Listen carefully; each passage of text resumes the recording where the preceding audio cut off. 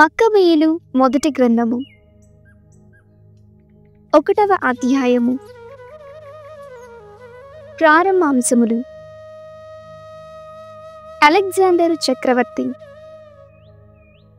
ఆ కాలములో మాసిడోనియుడు ఫిలిప్పు కుమారుడు అలెగ్జాండరు కిత్తీము ప్రదేశము నుండి దండెత్తి వచ్చి పారసీకులకు మాదీయులకు రాజైన దర్యావేషును జయించి అతని రాజ్యమును స్వాధీనము చేసుకొనెను. అలెగ్జాండరు అంతకుముందే గ్రీసు దేశమునకు రాజు. అతడు చాలా దండయాత్రలు చేసి చాలా బలీయ కోటలను ముట్టడించెను. స్థానిక రాజులను నోడించి మట్టుపెట్టెను. నేల 4 జరగల వరకును దాడి చేసి ఎన్నో జాతులను కొల్లగొట్టెను. ఆ రీతిగా ప్రపంచమును జయించినందున అతనికి పొగరెక్కి తనను తాను హెచ్చించుకొనెను. అతడు మహాసైన్యమును ప్రోగు చేసుకుని దేశములను రాష్ట్రములను రాజులను లొంగదీసుకొనెను. ఎల్లరును అతనికి కప్పము కట్టిరి. కొద్ది కాలము పిమ్మట అలెగ్జాండరు చక్రవర్తి జబ్బుపడి మంచము పట్టెను. అతడు తాను చనిపోవుట తథ్యమని గ్రహించెను. కనుక తన సైన్యాధిపతులను చిన్ననాటి నుండి తనతో పెరిగి పెద్దవారైన రాజవంశజులను పిలిపించెను. తన సామ్రాజ్యమునంతటినీ విభజించి ఒక్కొక్కరికి ఒక్కొక్క భాగమునిచ్చెను. అతడు 12 ఏళ్ళు పరిపాలించిన పిమ్మట మరణించెను. అలెగ్జాండరు మరణానంతరము అతని సైన్యాధిపతులు అధికారము చేపట్టిరి. వారిలో ఒక్కొక్కడు తన రాష్ట్రమునకు రాజయ్యెను. ఈ రాజుల సంతానము కూడా చాలా ఏండ్లు పరిపాలించి లోకమును పెక్కు కడగండ్ల పాలు చేసెను. ఆంటియుకసు భ్రష్టులైన యూదులు. పై సైన్యాధిపతుల తరపున నుండి పాపపు మొలకల వలె ఆంటియోకసు ఎపిఫానెసు జన్మించెను. అతని తండ్రి సిరియా రాజు ఆంటియోకసు. అతడు అంతకుముందు ఎపిఫానెసు గ్రీకు శకము 137లో సిరియాకు రాజయ్యను.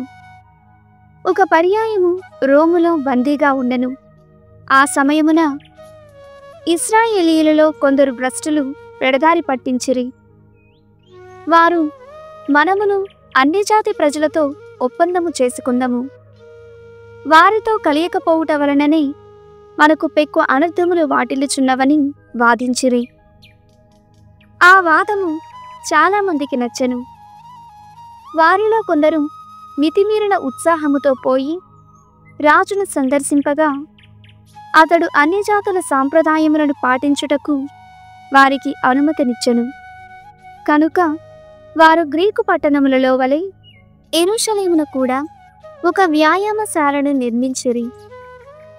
వారు తమ సున్నతి గుర్తును మరుగు చేసుకొనిరి. పవిత్ర నిబంధనమును విడనాడిరి. అన్ని జాతుల పిల్లలను పెండ్లియాడిరి. అపవిత్ర కార్యములెల్లా చేసిరి. అంటియోకసు యూదులను హింసించుట, దేవాలయమును కొల్లగొట్టుట. ఆంటియోకసు తన పరిపాలనమును సుస్థిరము చేసుకొనిన పిదప ఐగుప్తును జయింపగోరెను. తాను సిరియా ఐగుప్తులను రెండింటినీ ఏలవలయునని నిశ్చయించుకొనెను. కనుక అతడు ఓడలు, రథములు, గుర్రములు, ఏనుగులు గల మహాసైన్యముతో పోయి ఐగుప్తును ముట్టడించెను.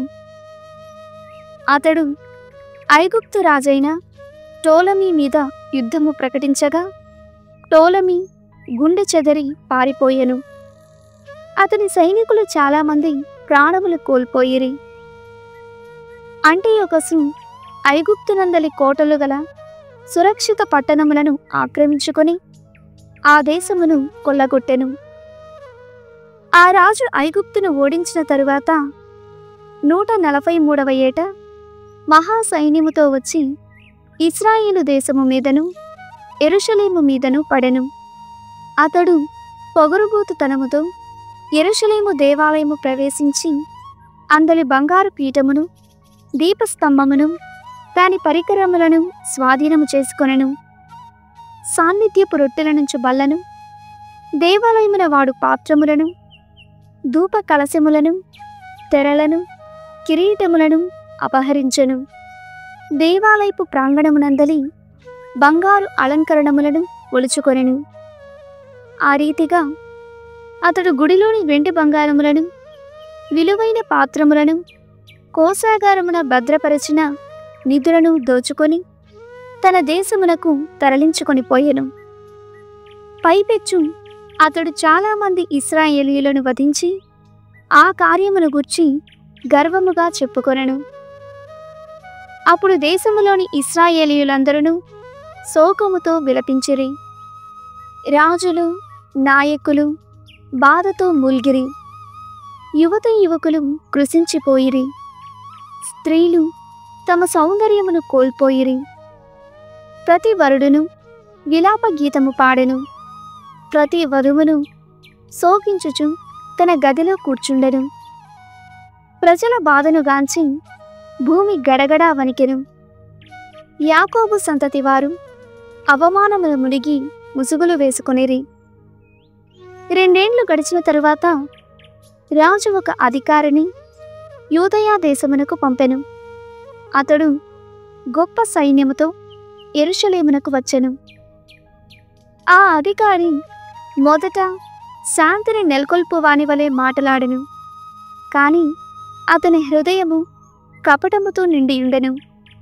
అతడు పౌరుల విశ్వాసమును చూరగొనిన పిదప అకస్మాత్తుగా నగరము మీదబడి దానిని ధ్వంసము చేసెను.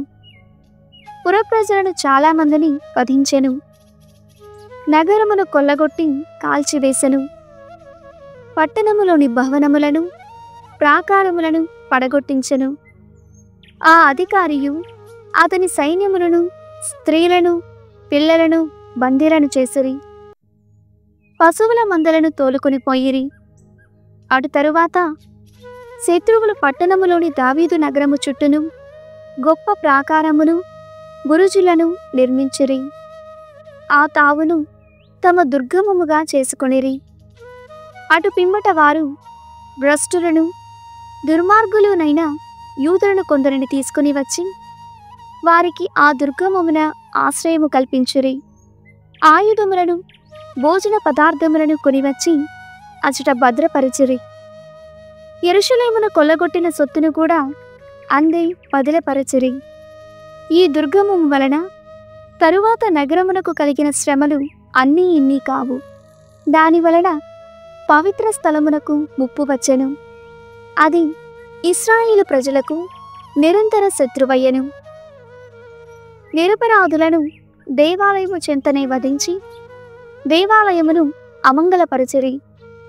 యెరూషలేము పౌరులు శత్రువులకు బెరచి పారిపోయిరి. నగరమున అన్యజాతి వారు నివాసం ఏర్పరచుకొనిరి. నగరము తన సొంత జనము పట్ల మమకారము చూపజాలదయ్యెను. పౌరులు ఆ నగరమును విడిచి వెళ్ళిపోయిరి. దేవాలయము ఎడారి వలె నిర్మానుష్యమయ్యెను. ఉత్సవములు శోకదినములయ్యెను. విశ్రాంతి దినములు అపహాసమునకు గురి అయ్యెను. నగర గౌరవము మంటగలిసిపోయెను. దానికి పూర్వమెంత కీర్తి ఉండెడిదో ఇప్పుడంత అపకీర్తి వాటిల్లెను. పూర్వపు గౌరవ ప్రతిష్టలు అంతరింపగా ఇప్పుడు ఆ నగరమునకు దీనదశ ప్రాప్తించెను. ఆ పిమ్మట అంటియోకసు రాజు తన రాజ్యములోని జాతులెల్లను వారి వారి సొంత ఆచారములను విడనాడవలయునని, అందరూ కలిసి ఏకజాతిగా జీవింపవలయునని ఉత్తర్వు జారీ చేసెను. అన్యజాతుల వారెల్లరూ రాజు ఆజ్ఞను శిరసావహించిరి. చాలామంది ఇశ్రాయేలీయులు కూడా రాజు మతమును స్వీకరించి విగ్రహములకు బలులను అర్పించిరి. విశ్రాంతి దినమును అపవిత్రపరచిరి. రాజు యెరూషలేమునకు యూదయ పట్టణములకును అధికారులను పంపి అన్ని జాతులు వారి ఆచారములను పాటింపవలయునని అతడి ప్రజలకు ఆజ్ఞలు జారీ చేయించెను. అతడు దేవాలయమున దహన బలులను, ధాన్య బలులను, ద్రాక్ష సవార్పణములను అర్పింపరాదని కట్టడి చేసెను. ఉత్సవములను విశ్రాంతి దినములను పాటింపరాదని శాసించెను. దేవాలయమును అమంగళము చేయవలయుననియు అందు అర్చన చేయు యాజకులను అగౌరవము చేయవలయుననియు చెప్పెను. యూదులు అన్యజాతి దైవములకు దేవాలయములను పీఠములను నిర్మించి పందులు మొదలైన అపవిత్ర జంతువులను బలిగా అర్పింపవలయునని కోరెను. వారు తమ పిల్లలకు సున్నతి చేయింపరాదనియు శుద్ధ నియమములను పూర్తిగా విడనాడవలననియు శాసించెను. ధర్మశాస్త్రమును పాటించుట మానుకోవలయునని ఆజ్ఞాపించెను. ఈ ఆజ్ఞలను మీరిన వారికి మరణమే శిక్షయని శాసించెను. రాజు తన సామ్రాజ్యమంతటను ఈ శాసనమును ప్రకటనము చేయించెను. ఎవరైనా రాజాజ్ఞను మీరినచో వారు మరణశిక్షకు గురియగుదురని శాసించెను. దానిని అమలు పెట్టించుటకు గాను పర్యవేక్షకులను నియమించెను. అన్ని జాతుల దైవములకు బలులర్పింపవలయునని యూదయలోని పట్టణములనెల్లా నిర్బంధము చేసెను. చాలామంది యూదులు ధర్మశాస్త్రమును విడనాడిరి.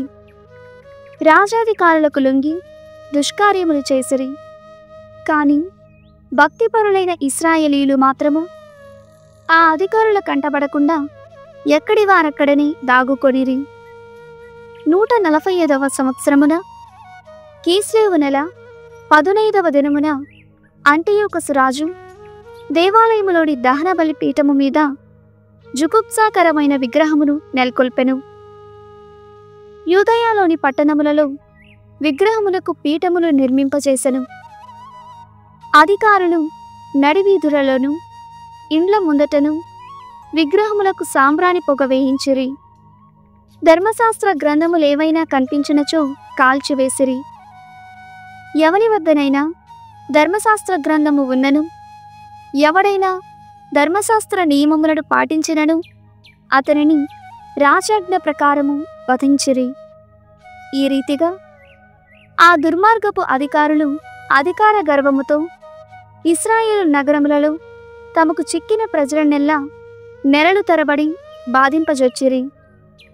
ఆ నెల 25వ తారీఖున దేవాలయములోని దహన బలిపీఠము మీద నిర్మించిన కొత్త పీఠముపైని పై అధికారులు బలులర్పించిరి. తమ బిడ్డలకు సున్నతి చేయించిన తల్లులను రాజాజ్ఞ ప్రకారము వధించిరి. ఆ బిడ్డలను కూడా చంపి తల్లుల మెడలకు వేలాడగట్టిరి. ఆ తల్లుల కుటుంబములకు చెందిన వారిని ఆ బిడ్డలకు సున్నతి చేసిన వారిని మట్టుపెట్టిరి. అయినను ఇశ్రాయేలీయులలో చాలామంది ధైర్యముతో రాజాజ్ఞను ధిక్కరించి అపవిత్ర భోజనమును ముట్టరైరి. వారట్టి భోజనమునకు ఆశపడి పవిత్రమైన నిబంధనమును మీరుట కంటే చచ్చుటయే మేలని భావించిరి. చాలామంది తమ ప్రాణములను కూడా అర్పించిరి. ఆ కాలమున ప్రభువు కోపము ఇశ్రాయేలీయుల మీద దారుణముగా ప్రజ్వరిల్లెను. సీరా పుత్రుడైన యేసు జ్ఞాన గ్రంథము 1వ అధ్యాయము.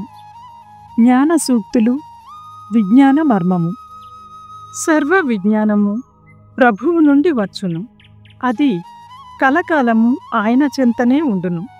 సముద్ర ఇసుక రేణువులను, వర్ష బిందువులను, అనంతకాలపు దినములను గణింపగలవాడెవడు?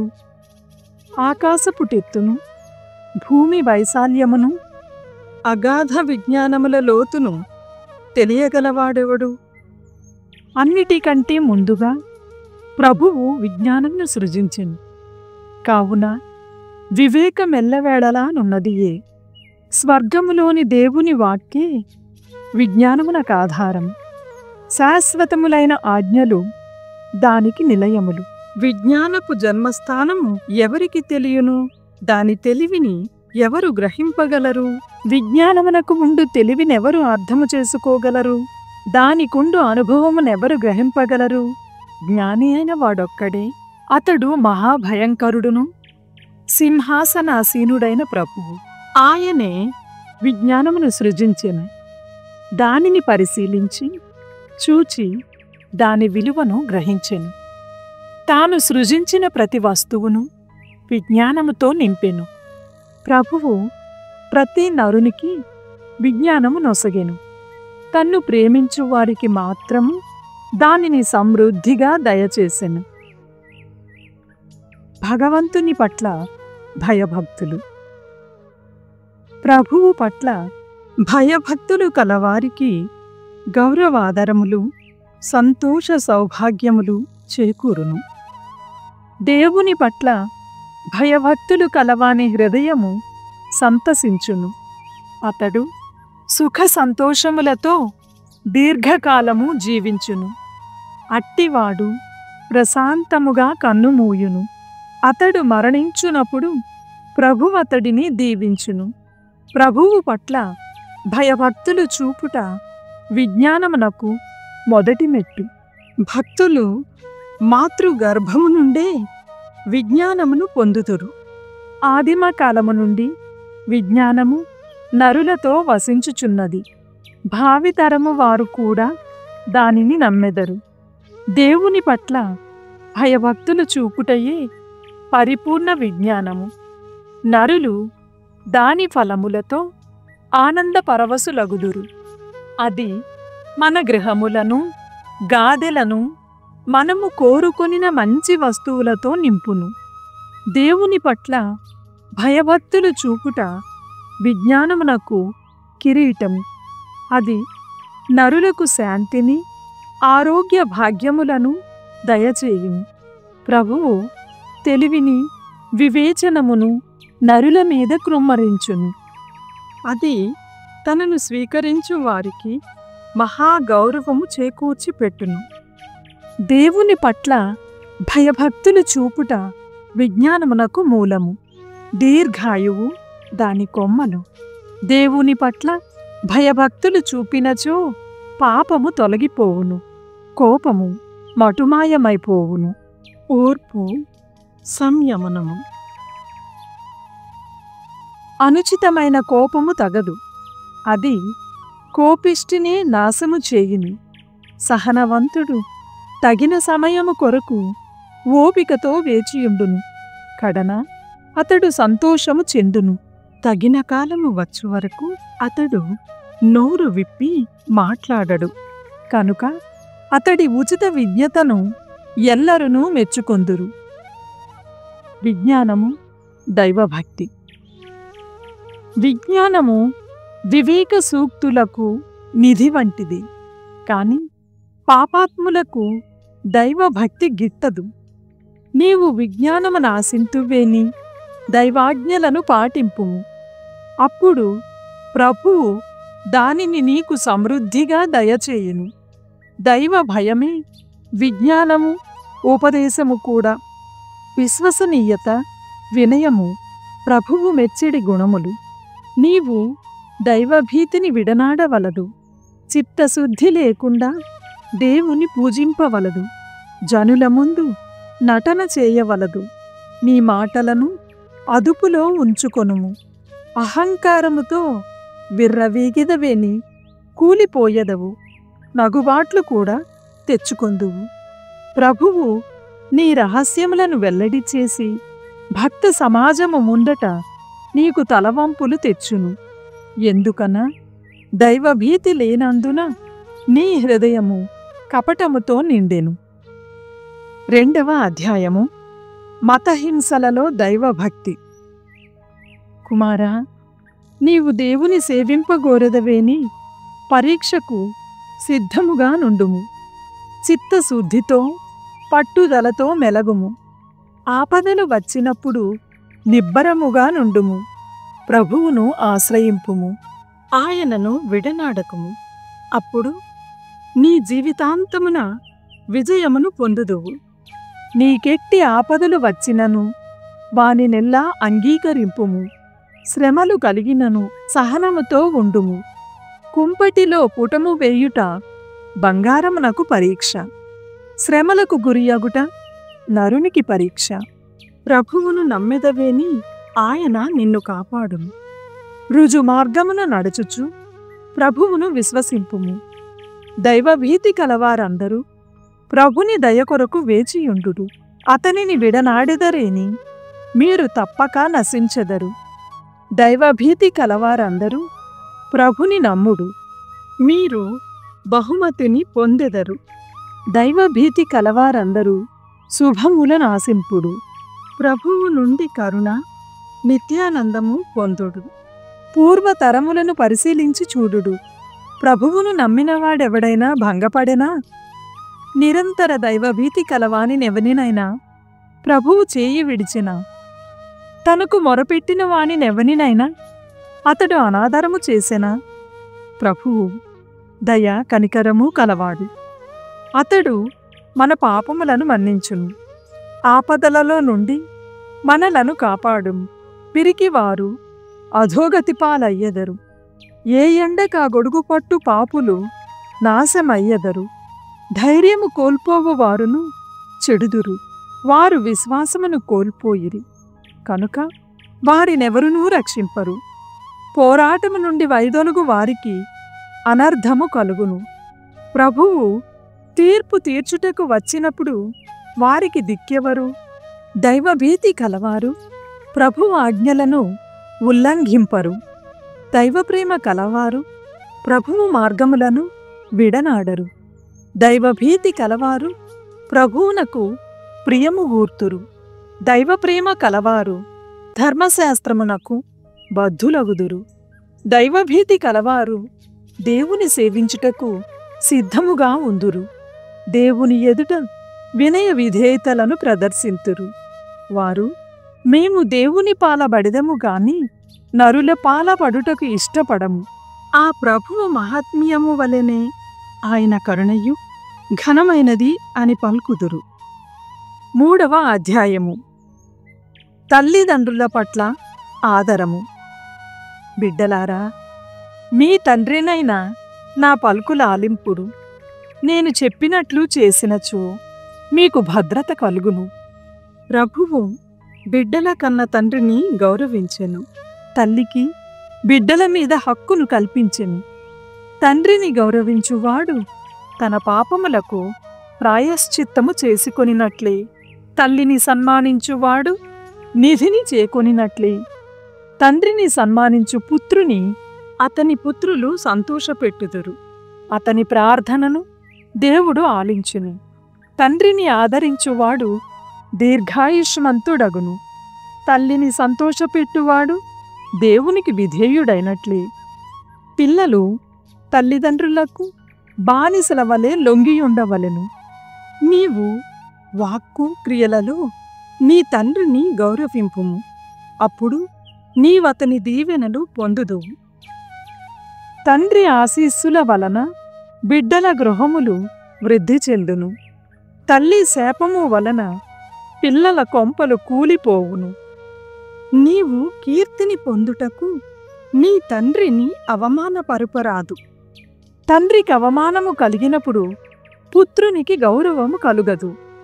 తండ్రిని సన్మానించుట వలన తనయుడు గౌరవము పొందును. నాయనా, వృద్ధుడైన నీ తండ్రిని బాగుగా చూచుకొనుము. అతడు జీవించి ఉన్నంత వరకు కష్టపెట్టకుము.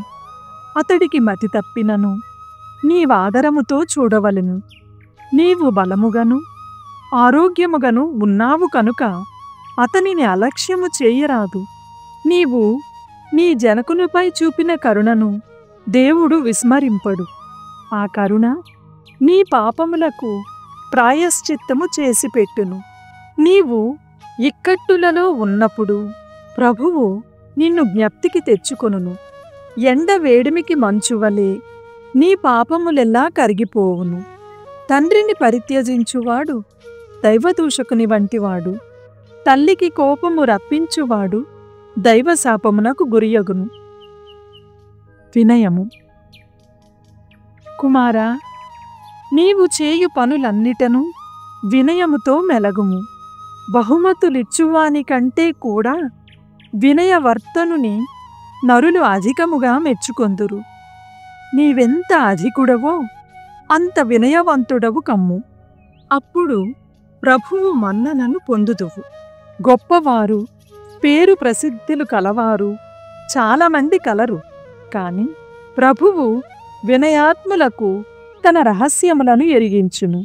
ప్రభువు మహాప్రభావము కలవాడైన వినమ్రుల పూజలందుకొను. నీ శక్తికి మించిన కార్యములను అర్థము చేసుకోవలయునని యత్నము చేయకుమి. నీకు అందని విషయములను పరిశీలింపవలయునని ప్రయాసపడకుము. నీకు అనుగ్రహింపబడిన ధర్మశాస్త్రము మీద మనసు నిల్పుము. దేవుడు రహస్యముగా ఉంచిన వానిని నీవు తెలుసుకోనక్కరలేదు కనుక నీకు మించిన విషయముల జోలికి పోవలదు. అసలు నీకియ్యబడిన ధర్మశాస్త్రమే నరుల బుద్ధికి మించినది. స్వీయాభిప్రాయము వలన చాలామంది అపమార్గము పట్టిరి. వారి తప్పుడు భావములు వారి ఆలోచనలను మందగింపచేసినవి. కన్నులు లేనివాడు చూడలేడు. జ్ఞానశూన్యుడు తనకు జ్ఞానమున్నట్లు వాదము చేయకూడదు. గర్వము. మొండితనము కలవాడు కడన ఆపద తెచ్చుకొనును. అపాయముతో చెలగాటమాడు వానిని ఆ అపాయమే నాశము చేయును. పెడసరపు బుద్ధి కలవానికి అనేక ఆపదలు వచ్చును. పాపి పాపము మీద పాపము మూట కట్టుకొనును. గర్వాత్ముని వ్యధలను తొలగించుటకు మందు లేదు. దుష్టత్వము వానిలో లోతుగా వ్రేళ్లు పాతుకొన్నది. తెలివి కలవాడు సూక్తుల నుండి విజ్ఞానమును పొందును. నేర్చుకోవలయునను కోరిక కలదు కనుక అతడు శ్రద్ధతో వినును. పేదలకు దానధర్మములు. జలములు మంటను చల్లార్చును. దానధర్మములు పాపములకు ప్రాయశ్చిత్తము చేయును. పరులకు ఉపకారము చేయువాడు తన భావి జీవితమును భద్రము చేసుకొనినట్లే కష్టములు వచ్చినప్పుడు అతనికి సహాయం లభించును. సామెతల గ్రంథము 21వ అధ్యాయము. దుర్మార్గుడు నటన చేసి కాని జనులను నమ్మింపలేడు. సత్పురుషునికి ఆత్మవిశ్వాసముండును. దేవుడు అనుకూలింపనిచో విజ్ఞానము, వివేకము, హితోపదేశమును ఎందుకు కొరగావు. నరుడు గుర్రమును యుద్ధమునకు సిద్ధము చేయవచ్చుగాక, విజయము నసుగునది మాత్రము ప్రభువే.